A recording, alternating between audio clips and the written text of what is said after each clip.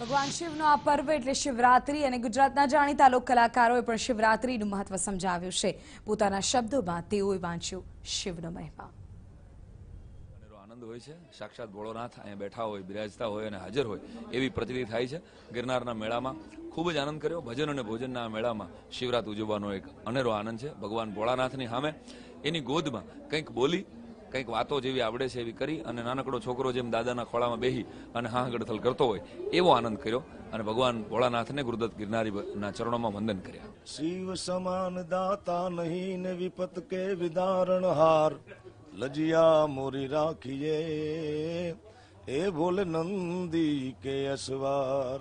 શિવરાત્રીની તમને બધાને ખૂબ ખૂબ શુભકામનાઓ. આવો, રાત્રિ તો વર્ષમાં ઘણી આવે છે, શિવરાત્રી એકવાર આવે છે, તો આ શિવરાત્રીએ ભજન અને ભોજનનો આનંદ માણીએ ગરવા ગિરનારની ગોદમાં. અને કદાચ ત્યાં ન પહોંચી શકો તો ઘરો ઘર શિવ તો છે, કારણ કે દરેક જીવમાં બેઠેલો શિવ એને રીઝવવાનો પ્રયત્ન કરીએ અને ઘરે ઘરે શિવરાત્રી મનાવીએ.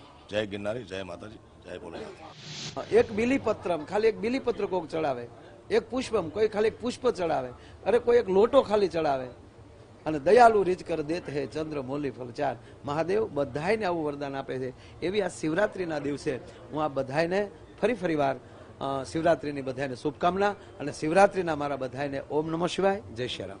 મહાશિવરાત્રીની શુભકામના અને મહાદેવ ભોળાને કહી કે જે ગીતો ગાતા હોય છે, છ શક્તિ કેરો સાત જટા પર ગંગ વહે દિન રાત ડાક ડમરૂના ડમડમાટ શંખના નાદ કરે છે વાત. શિવને ભજો જીવ દિન રાત, ભોળાને ભજો જીવ દિન રાત.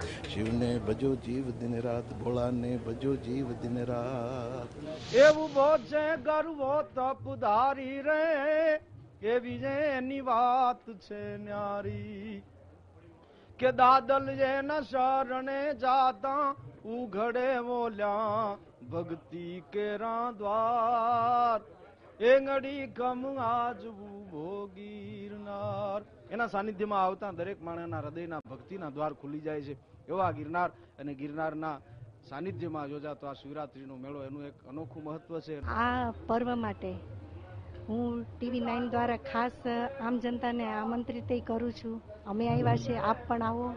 અને આ મહાશિવરાત્રિનું બહુ મોટું પર્વ છે, તો આપ પણ સર્વે પધારી આ મહાશિવરાત્રિના ભજનો સાંભળો, સાથે સાથે ભાવથી ભોજન લો ને સંતોના દર્શન કરો ને આ મહામૂલા પર્વને ખૂબ આનંદથી આપ માણો એવી નમ્ર વિનંતી.